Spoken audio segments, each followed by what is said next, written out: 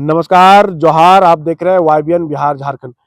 झारखंड की अगर बात करेंगे तो लगातार धर्मांतरण की मुद्दा की बात करेंगे। जनजातीय सुरक्षा मंच इन मुद्दों को लेके लगातार पूरे झारखंड में काम कर रही है और 24 मई को इन्हीं मुद्दों को लेकर दिल्ली कूच करने की तैयारी है।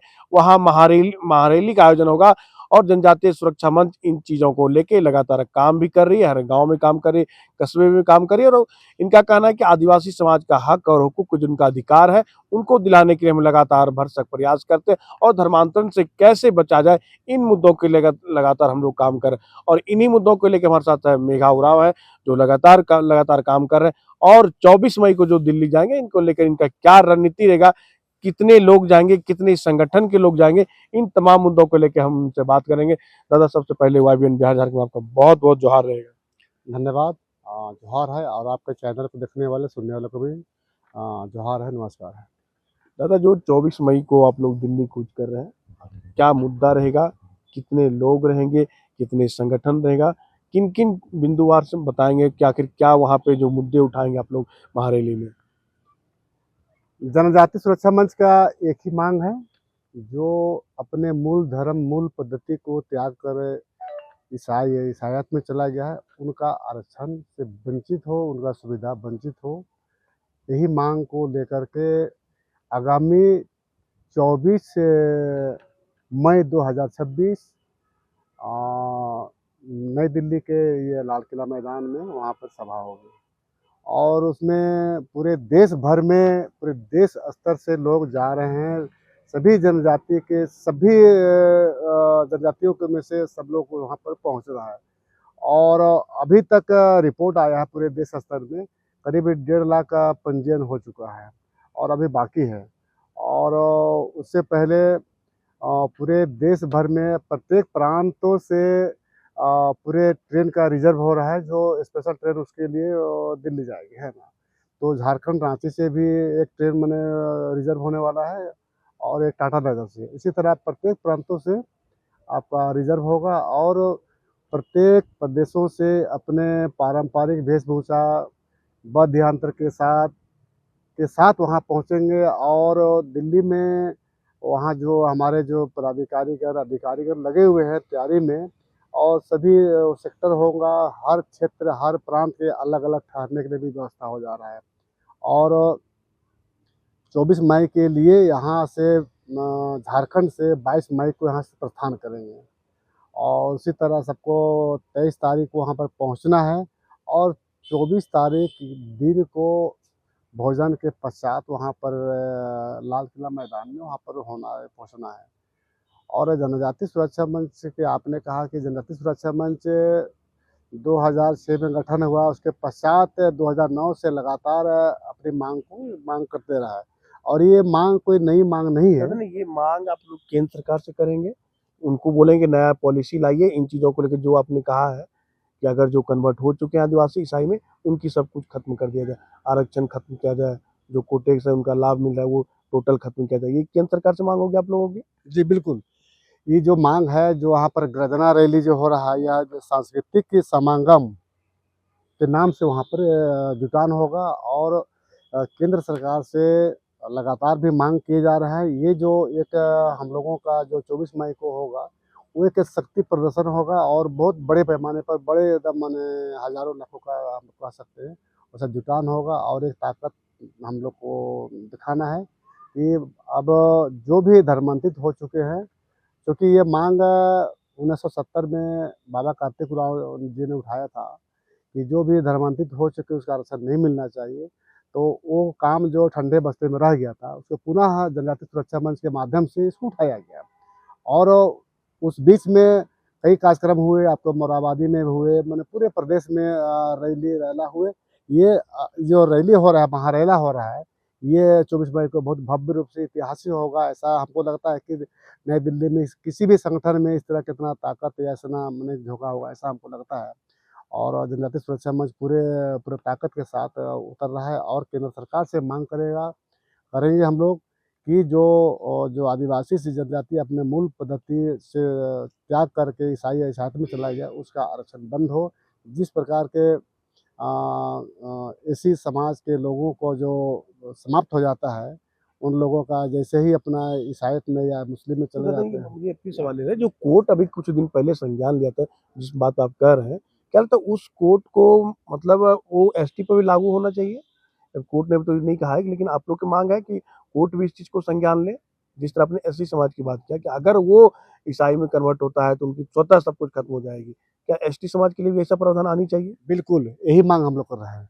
जिस प्रकार कैसे समाज में जैसे प्रावधान किया गया है ना 341 में, ठीक उसी प्रकार 342 में भी प्रावधान करने के लिए हम लोग माँग कर रहे हैं। जैसे वहाँ पर ऐसी समाज धर्मांतरित हो जाते हैं, उनका स्वतः खत्म हो जाता है, जाति और उस अर्थ से समाप्त। ठीक उसी प्रकार के हमारे एसटी लोगों में भी होना चाहिए, ये माँग हो रहा है। और अभी आपने कहा कि ये 24 मार्च 2026 को जो एक चिंतनता आनंद जी। सुप्रीम कोर्ट का माननीय सुप्रीम कोर्ट का जजमेंट आया है, उसमें एसटी लोग को लिए भी है। भले ही वह माने एसी के संबंधित जो पादरी एसी जो है उनके से संबंधित है, लेकिन अंदर में आप देखेंगे तो एसटी समाज के लिए भी आया हुआ है। और हमारे लिए बहुत बड़ा सपोर्ट की बात है कि अब हमारे माननीय सर्वोच्च न्यायालय भी हमारे पक्ष में आने लगा है। और इससे पहले भी माननीय सर्वोच्च न्यायालय ने ये कहा है कि धर्मांतरण बहुत हुए देश के लिए खतरा है। तो कहीं न कहीं हमारे माननीय सर्वोच्च न्यायालय भी इस तरह की बातें जो बोलने लगी, तो उससे होगा कि केंद्र सरकार को एक बिल लाने के लिए या संशोधन करने के लिए उनको आसान होगी, मुझे ऐसा लगता है। नहीं तो लगता है कि अगर उस बिल का यहाँ पे हुआ झारखंड में कितना असर होगा कि जो अभी तरह जिस तरह धर्मांतरण का चल रहा है, कि धर्मांतरण इसलिए चल रहा है कहा जाए कि नहीं सामाजिक हो चाहे आर्थिक हो, उनकी स्थिति मजबूत नहीं है इसलिए आदिवासियों की, तो इसीलिए धर्मांतरण लगातार धड़ल्ले से किया जा रहा है। इन चीज़ों में कमी आएगी?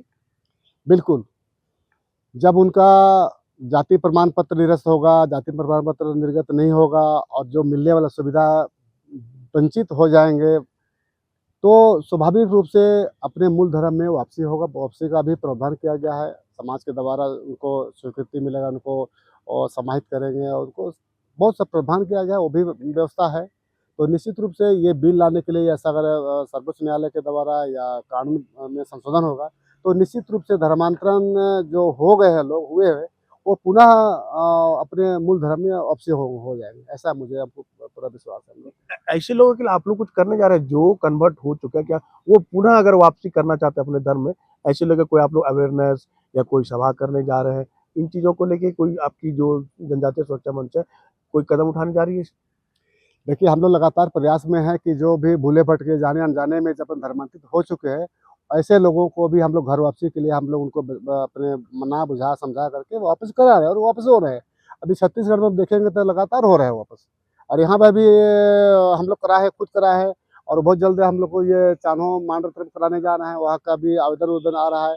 तो जो भी उसका प्रक्रिया है, वो अपना प्रक्रिया करने के बाद हम लोग वापस करेंगे और वो हो रहे हैं और निश्चित रूप से होगी। मतलब कमी आई है जिस जिस तरह आप लोग अवेयर कर रहे हैं, धर्मांतरण में जो आदिवासी समाज कर रहे हैं, उसमें कमी आई है झारखंड में? देखिए, अभी तक अन्य प्रदेशों तो हम नहीं कह सकते हैं, लेकिन यहाँ जो है कुछ अलग स्थिति है।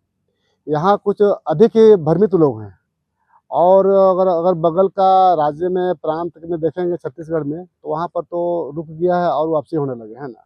उसी तरह के अन्य थी में, लेकिन यहाँ कुछ दूसरे किस्म के यहाँ पर ज़्यादा भ्रमित हैं और अभी आप देखे होंगे कि चंगाई सभा के नाम से माध्यम से लोगों को बहुत ही एससी, एसटी, गैर एसटी और सारे लोग को माने ओबीसी वर्ग के तो लोग भी अभी इसमें भी दादा माने चंगाई सभा के दौरान अभी धड़ल्ले से धर्मांतरण कराया जा बिल्कुल, रहा है, बिल्कुल ये हो रहा एकदम है, ये हो रहा है, हो अपमान रहा है। अभी रुका नहीं है? नहीं, रुका नहीं है। रुका नहीं बल्कि और माने कि धड़ल्ले से हो रहा है और उन लोगों में एक तरीका बदल दिया है, धर्मांतरण कराने का तरीका बदल दिया है।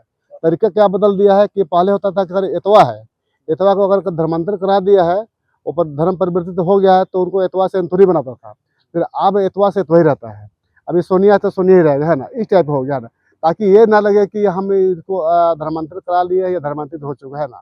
कुल मिलाकर के इनको अपना जो तरीका है धर्मांतरण कराने का वो बदल दिया, लेकिन ये झूठ-फरेब करके छल-कपट किसी का आस्था विश्वास को नीचा बता करके, अपने को श्रेष्ठ बता करके और किसी तरह का माने भय पैदा करके जो कराने का जो लोग करा रहा है, ये हमारे लिए बहुत बड़ा आने वाला घातक है और इसी का हम लोग विरोध करते हैं।